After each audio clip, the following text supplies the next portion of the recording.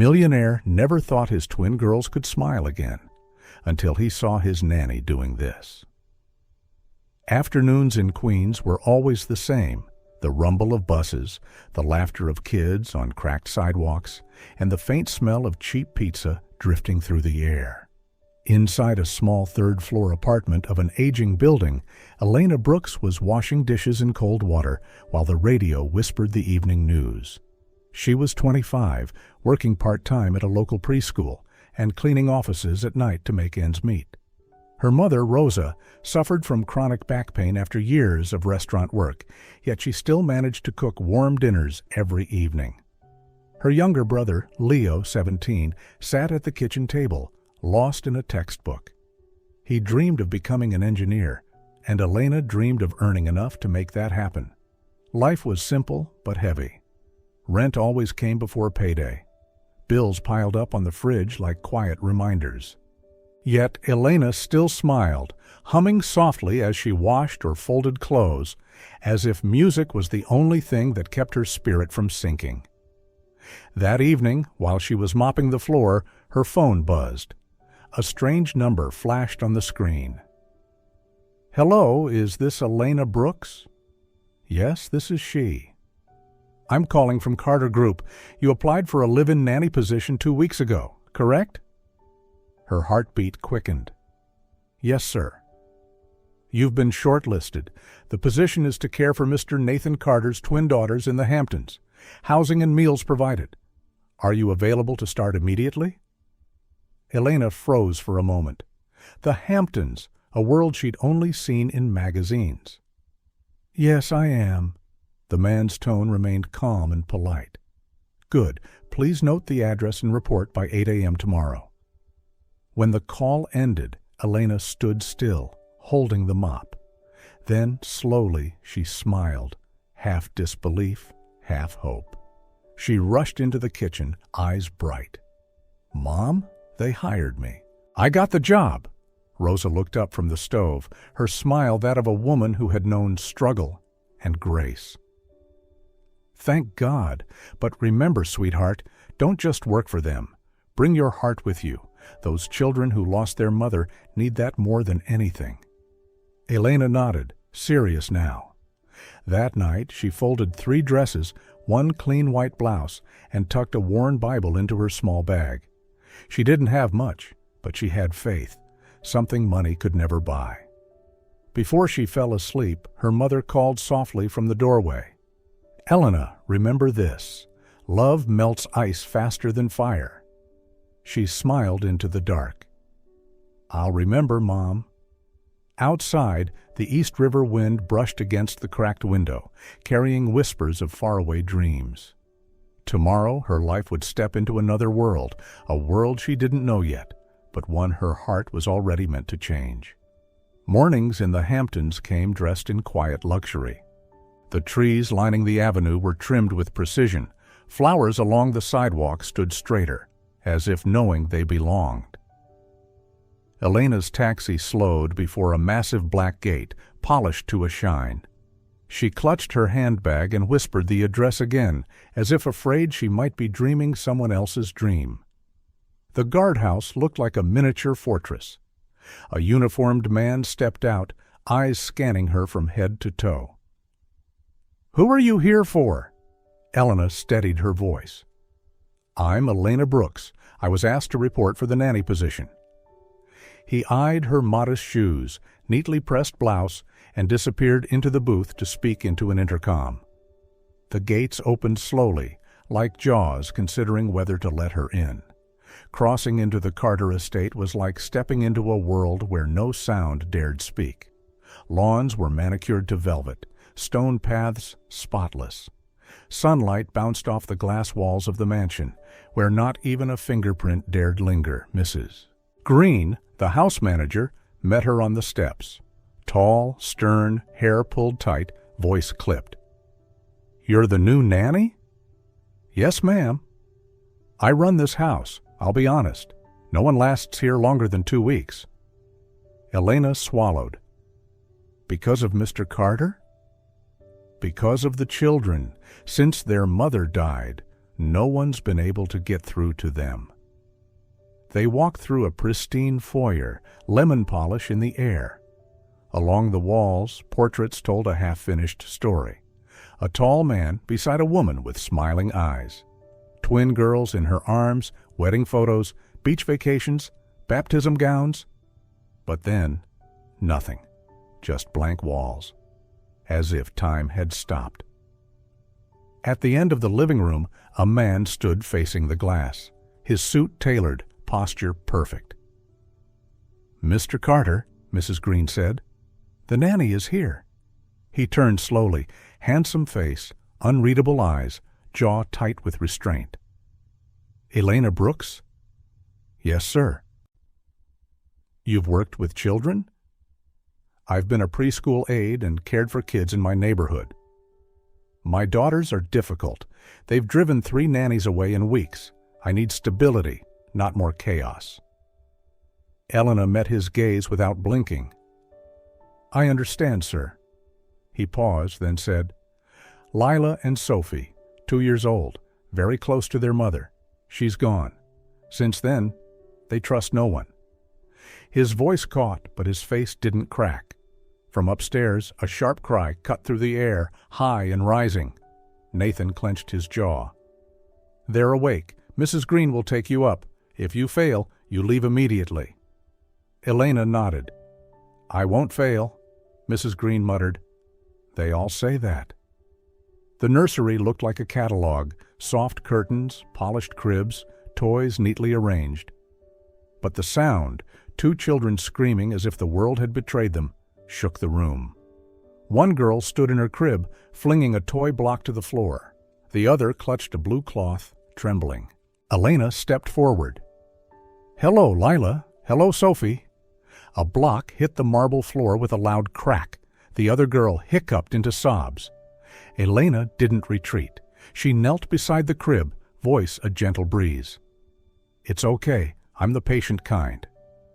Behind her, Mrs. Green folded her arms. She had seen this scene 3 times before, and each time the nanny shattered like cheap porcelain. Today, she waited to see if the 4th would be any different. The nursery glowed white, but felt cold. 2 cribs, side by side, toys scattered like fragments of chaos, and in the center of it all, 2 little girls crying as if the world had betrayed them. Lila clutched the crib rail, her face flushed red, eyes blazing with fury. Sophie held a blue blanket tight against her chest, trembling in silence between sobs. Their cries echoed against the high walls like a storm with no end. Elena stood still. Not afraid, just still. She knew she couldn't rush in like a stranger. She stepped closer, lowered her voice. "It's okay. I won't hurt you." Lila hurled another block to the floor. Elena bent down, picked it up, brushed off the dust, and set it gently back. "You can throw it again if you like," she murmured. "I'll still be here." Sophie's tearful eyes peeked through the crib bars. Elena extended a hand, not touching, just near. "Hold on to your blanket, sweetheart. I'm not taking it away." From the doorway, Mrs. Green folded her arms. She had seen this before, too many times. The crying, the chaos, the nannies who broke within hours. After a moment, she sighed, pulled the door shut, and left Elena alone with the storm. Once the latch clicked, Elena lowered herself onto the rug, legs crossed. The cries tore through the room, sharp and piercing, but she didn't flinch. She simply breathed in and began to hum. No words, just a melody, slow and steady, like a heartbeat that refused to give up. It was the lullaby her mother used to hum on blackout nights in Queens, when candlelight flickered on the walls and the sound of distant buses filled the silence. Little by little, the air began to shift. The cries softened, breath steadied. Elena edged closer, reaching through the crib bars to rest her hand gently on the mattress, near their tiny hands. "If you wake again, wake me too," she whispered. "We'll cry together if we must." By midnight, her blouse was damp with sweat, her arms heavy. She lifted each girl, one at a time, rocking them against her chest, humming without pause. The cries faded to hiccups, then sighs, then silence. At 2:17 a.m., both girls slept. Lila on her shoulder, Sophie curled in her lap, still clutching her blue blanket. Elena leaned back against the wall, eyes half closed, voice barely a breath. "If you cry again, I'll cry with you, but I won't leave." Outside the nursery, footsteps slowed.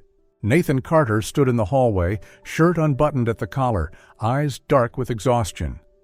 He had expected the usual ending, another nanny gone, another failure. But this time, no shouting, no slammed doors.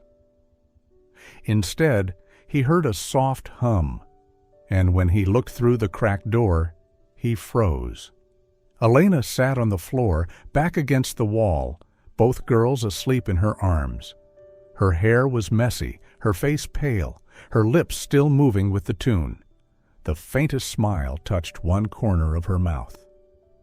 For a heartbeat, Nathan saw something that stole the air from his chest, a shadow of Naomi, the woman he had lost, sitting in that same light, singing to their children. He stepped back quietly, hand pressed over his heart, unsure whether it ached or healed. Then he turned away, leaving the door ajar, letting the song drift down the hallway, a sound this house had not heard in far too long. The morning after the storm was quiet. Sunlight filtered through the nursery curtains, casting soft gold across the floor. Elena woke on the rug, both girls still curled up on her like she was the only safe place left in the world.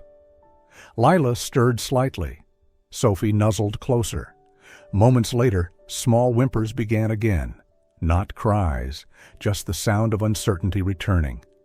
Elena pulled them close and whispered, "I'm still here. Today, too." Breakfast was a battle. Lila refused her oatmeal, turning her head like a disapproving queen. Sophie agreed to eat, but only if Elena sang between every spoonful. One bite for the softest pillow, one for the little blue elephant. Sophie giggled, just a tiny sound, a flicker of sunshine after rain. A giggle, the first win. At 10 a.m., nap time. The twins fought over a single pink blanket. Lila grabbed it. Sophie shrieked. Elena didn't scold, didn't rush. She kissed the blanket and handed it to Lila. "This one smells like a warm hug. It's for you." Then turned to Sophie, offering another. "This one listens better anyway." They paused, looked at the blankets, looked at each other, then cuddled up and slept. The second win. During a lunch break, Elena called home. Her mother's voice flowed through the line like a lullaby. "I just wanted to hear you. Are you holding up?" "Tired, but I'm still here." "Of course you are. You've always had patience in your bones. Don't forget, love melts stone faster than fire." Elena smiled. "I haven't forgotten." In the afternoon, the girls woke up in full rebellion mode. Sophie tossed biscuits off her high chair one by one like coins down a well. Lila banged a plastic spoon against the tray like a toddler drummer. Mrs. Green appeared in the doorway, arms folded, eyes wary. But what she saw stopped her. Not panic, not frustration. Elena sat cross-legged on the rug, calm as a quiet lake. Lila was combing her hair with a plastic fork. Sophie, her fingers sticky with crumbs, gently pressed her palm to Elena's cheek, as if leaving her mark. Elena laughed softly through the mess. "If we make a mess, we clean it together, okay?" Her voice was teasing, tender. The third win. And maybe the biggest one yet. The nursery didn't feel like a battlefield anymore. It was starting to feel like a home. By 5 p.m., whispers moved through the house. The driver passed the nursery twice. The gardener paused longer than usual outside the window. Everyone seemed to lean in, not to hear screaming, but to make sure what they were hearing was real. Not crying, not chaos. Laughter. Elena was still tired. Her eyes still held the weight of a sleepless night. But her voice was steady. Her arms knew how to hold pain gently. Her movements carried rhythm, her own rhythm.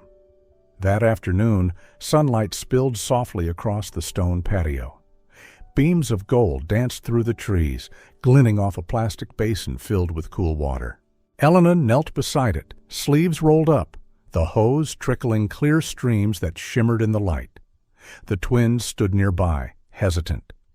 Lila gripped the wooden bench. Sophie hid behind her sister, clutching her familiar blue blanket. Elena smiled gently. "It's just water, see? Watch." She scooped a handful and tossed it into the air. Droplets fell like tiny stars. Sophie gasped, eyes wide. Lila blinked, then slowly reached out. Her small fingers touched the water. A beat later, she giggled. Elena froze. A laugh, real, bright, unguarded. "That's it, Lila," she whispered. "It's just water, my love." Sophie glanced up at her sister, uncertain. Elena leaned closer, voice soft and coaxing. "Come on, sweetheart, let's play together." She turned the hose slightly, letting the stream arc gently like a small rainbow. Both girls squealed. Laughter spilled from their throats, full and high and alive. Elena laughed with them, heart pounding with pure joy. Inside the house, Nathan Carter stepped onto the veranda mid-phone call and stopped cold. There, in the sunlit yard, his daughters were laughing. Not polite smiles, not brief giggles. Laughing, wild and free. And beside them, drenched in sunlight and water, was Elena, laughing with them, hair soaked, joy radiating from her face. Nathan didn't move, didn't even breathe. He just watched. Because in that laughter, he heard something he hadn't heard since Naomi, his wife, was alive. The same music, the same warmth, the sound of home, the same gentleness in her hands. Naomi once told him, "Children need repetition. It's how they know the world is still safe." Elena seemed to understand that instinctively. Grief didn't rise like fire this time. It returned as something quieter, like tide meeting shore. Gentle, but impossible to resist. Elena looked up. Their eyes met. No words passed. Just a nod, small, knowing, reverent. They both understood. Something lost had just returned. When the laughter faded and the sun dipped lower, Nathan walked back inside. The phone still in his hand, but he wasn't listening anymore. The world outside his chest went quiet because something inside it had just begun to melt. The laughter from that afternoon still lingered, caught in the corners of pillows, echoing faintly along the walls. The mansion, for the first time in a long time, seemed to breathe a little easier. Nathan said nothing over dinner, but his eyes had softened, and his steps slowed each time he passed the nursery. Elena didn't speak either. She sat by the soft glow of the nightlight, folding tiny clothes, her heart still humming with the memory of their joy, like a song, long forgotten, finally played again. She didn't know that in less than 24 hours everything would shift. The joy that had just begun to bloom would be tested. This time, not just the heart was at risk, but life itself. Thursday noon brought silence instead of laughter. Lila lay curled on the rug, cheeks burning. Sophie sat in her crib, eyelids heavy, breath shallow. When Elena touched their foreheads, panic twisted in her chest. The thermometer blinked. 103.6 degrees Celsius. Both. She called out, "Mrs. Green, the twins are burning up. I need to reach Mr. Carter." "He left for Boston this morning. Business trip. Back tomorrow. They need a doctor now. You can't take them out without permission." Elena's voice sharpened with quiet defiance. "If they were your children, would you wait until tomorrow?" Mrs. Green didn't answer. Minutes later, the Carter SUV sped through the gates. Elena sat in the back, one arm holding each girl. Their bodies radiated fever heat. She whispered to them, half prayer, half lullaby. "It's okay, babies. I'm here. I'm here." The hospital was bright, sterile, too clean for comfort. Nurses rushed in, the air heavy with antiseptic. Both febrile, mildly dehydrated. "Start IVs," the doctor barked. Elena stood by their beds, motionless but trembling. Lila whimpered weakly. Sophie didn't cry at all, and that terrified her. She brushed hair from their damp foreheads, whispering, "Stay with me. Don't go, my loves." Hours dragged. The rhythmic drip of IV fluid echoed like a heartbeat. Elena wiped sweat, switched cold cloths, and prayed without sound. At 8 o'clock in the evening, the door slammed open. Nathan Carter stormed in, tie loose, eyes blazing, voice tight with anger. "Elena, you took my daughters without telling me?" Heads turned. Nurses stiffened. Elena rose, exhausted but unshaken. "I called. You didn't answer. They were too sick to wait." "Too sick to wait?" His voice trembled between fury and fear. "Who gave you the right to decide that?" For a moment, she didn't move. Then, softly, "No one. But someone had to." He froze. Nathan's pride burned. He'd built a world on control, and this woman had acted without him. But then his gaze fell. On the hospital beds. On Lila, tiny hand wrapped in gauze. On Sophie, IV taped to her arm. And between them, Elena, her posture bent in exhaustion, one hand on each child's back, murmuring words he couldn't quite hear, but somehow understood. Something in him broke. The anger, the pride, the walls. He didn't see an employee anymore. He saw a mother. Nathan's voice cracked. "I'm sorry." Elena shook her head. "I couldn't leave them." He sat beside Lila, took her small hand carefully, his thumb brushing her pulse. He had closed himself to tenderness for so long that the feeling almost frightened him. That night, they stayed side by side, two adults bound by worry, not words.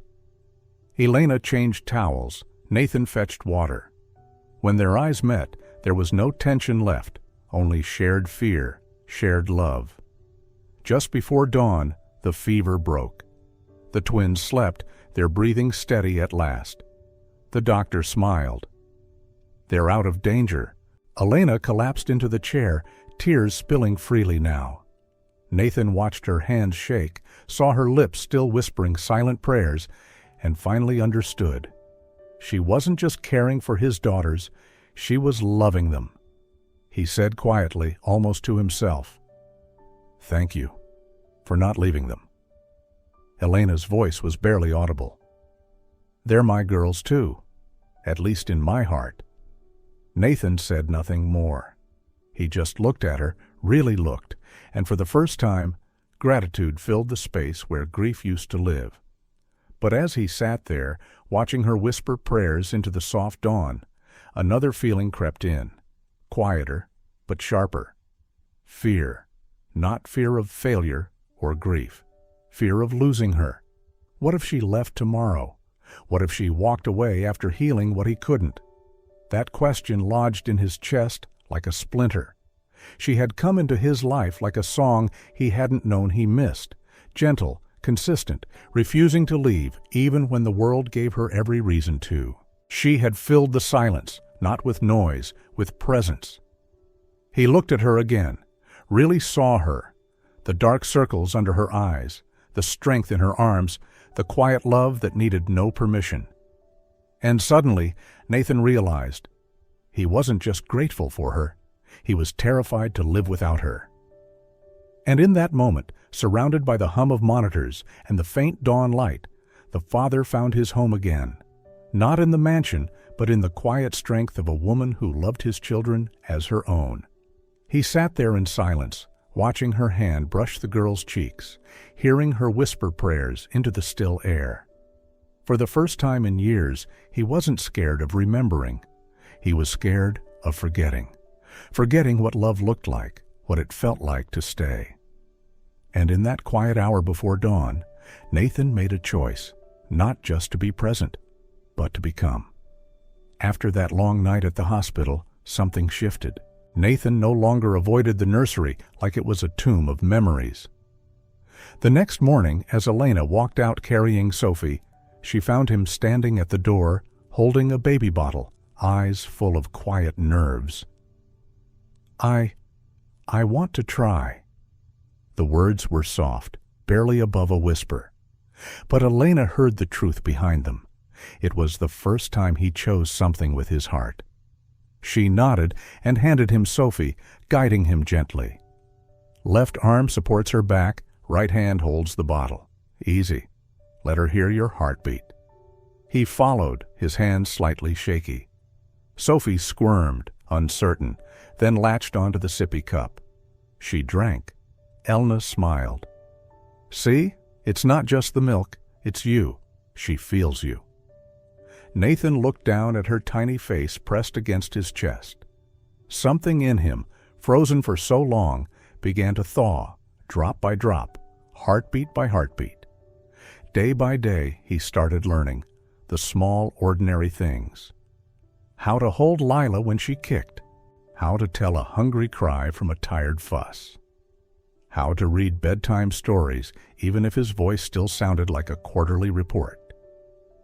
Elena was always nearby, never judging, always gentle. Let her choose her toy.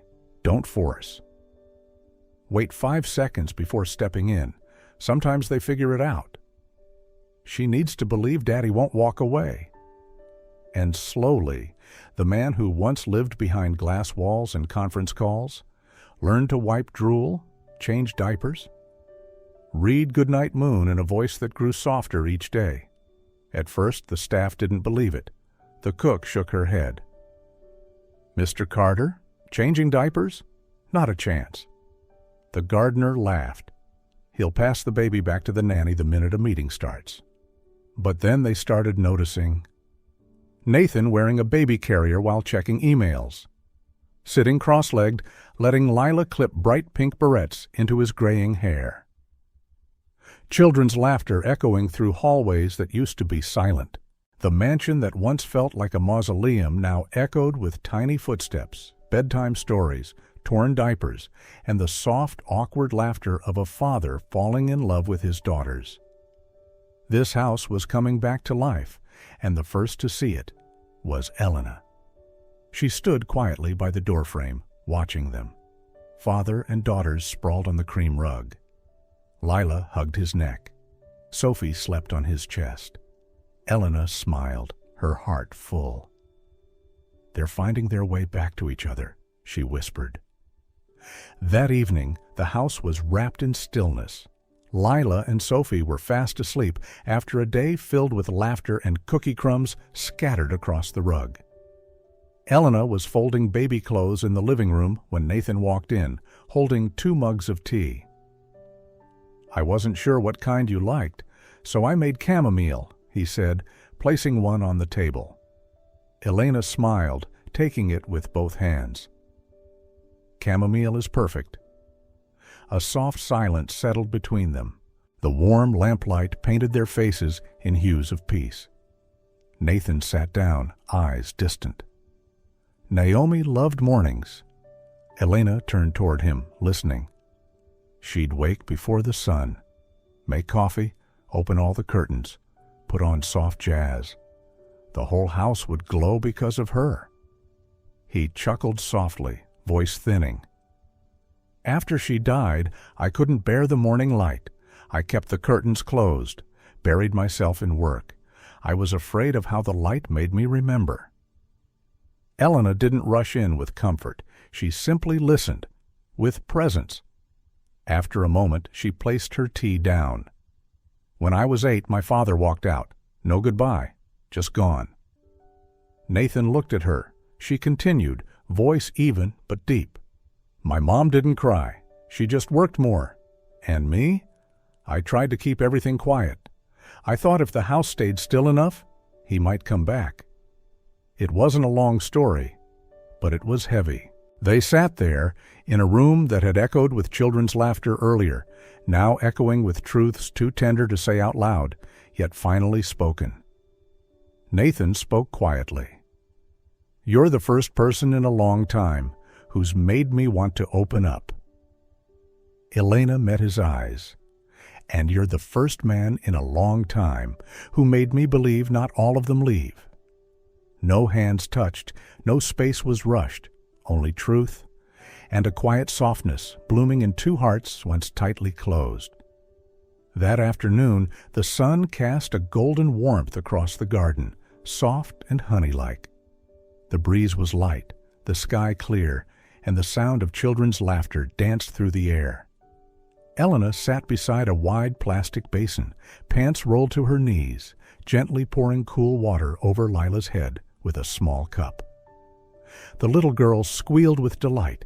Sophie slapped the surface of the water, sending splashes all over Elena.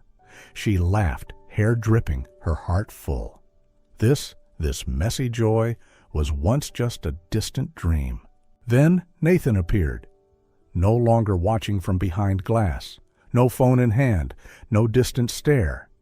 He stepped closer, slowly. Elena looked up but said nothing. Nathan knelt beside the basin and dipped his hand into the water. The twins paused for a second, then burst into giggles as he suddenly splashed the water gently into the air. "Who wants a rain shower?" he laughed, for the first time, not guarded, not restrained. Elena squinted as the spray caught the sunlight, scattering into tiny diamonds. Moments later, Sophie upended the cup over his head. Water soaked him from hair to shirt, his dress shirt clinging to his skin. But Nathan laughed, like a boy who had rediscovered summer. They sat on the wet patio, dripping, breathless from laughter, holding the girl's tiny hands. For a while, they just laughed. Together. That night, after the twins had drifted into sleep, Nathan knocked on Elena's door. Nathan stood outside her door, his heartbeat loud, like someone was knocking from inside his chest. He'd never trembled closing million-dollar deals, never hesitated walking away from failed ventures. But now, with just one question in his mind, he felt as if he was placing his entire heart into someone else's hands. If she says no, I'll still be grateful for all she gave.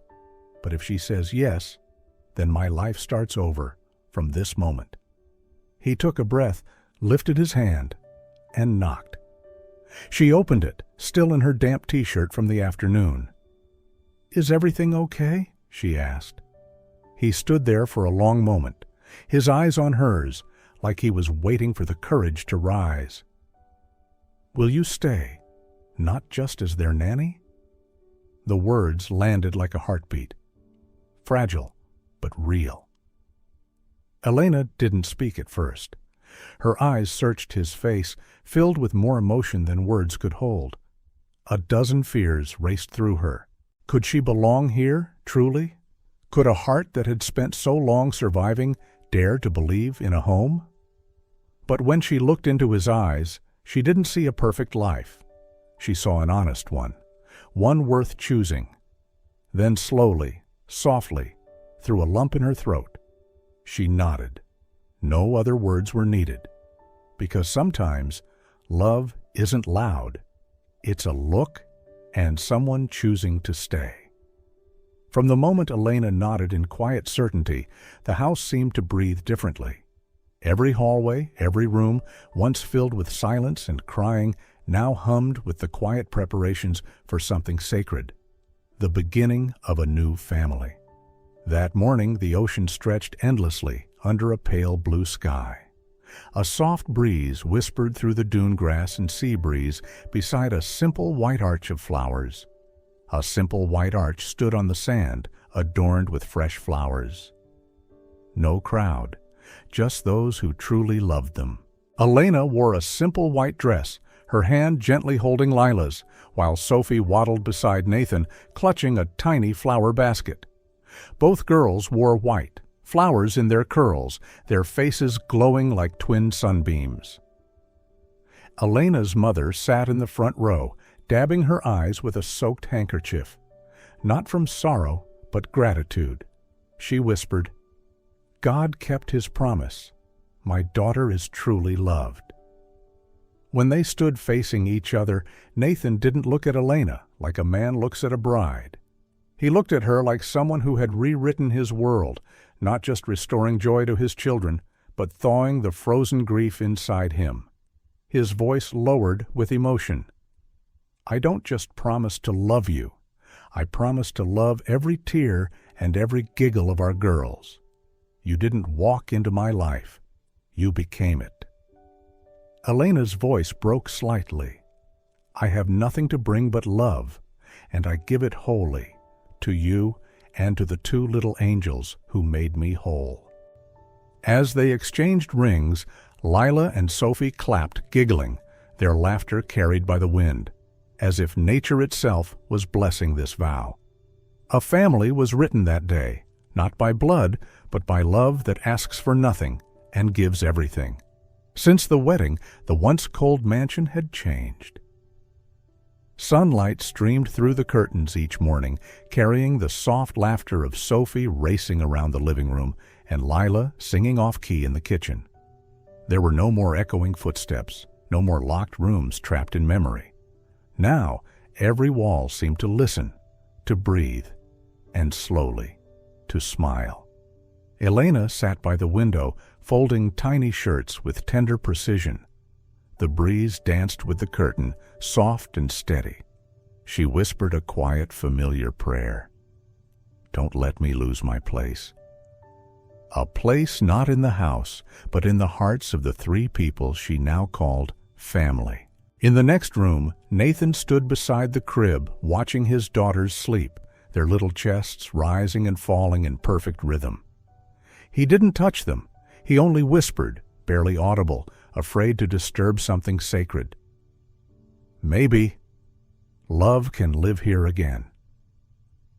They hadn't just built a family. They had rebuilt a home, one where grief no longer marked the ending, but the beginning of something brave. And in the mansion that once mourned in silence, laughter now rose like a lullaby. And as Elena folded a tiny dress by the window, her mother's voice echoed faintly in her mind. "Love melts ice faster than fire."